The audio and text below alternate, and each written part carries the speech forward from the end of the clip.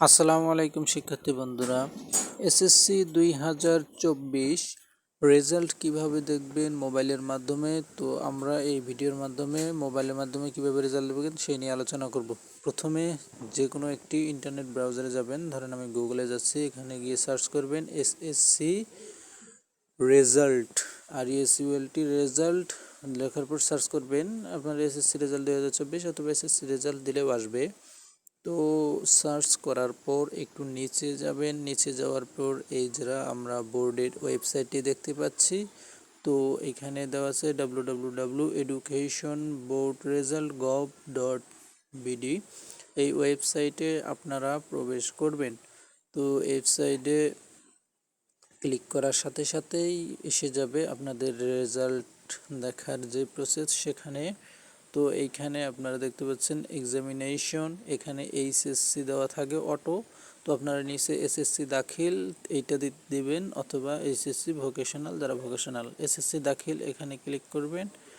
তো এইটাই বেশিরভাগ হয়, তো আমরা এখানে ক্লিক করছি। তারপরে ইয়ার এখানে ক্লিক করার পর এই যে 2024, তো আমরা সবাই 2024ই দেবো, কারণ 24 সালে পরীক্ষা দিয়েছি যেহেতু।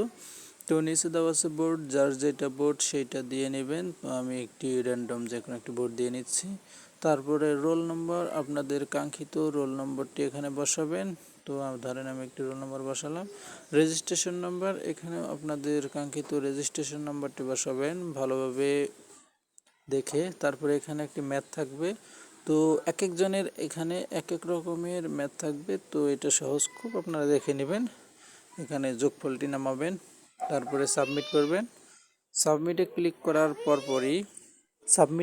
করার পরপরই আপনারা এইরকম রেজাল্টটি দেখতে পাবেন।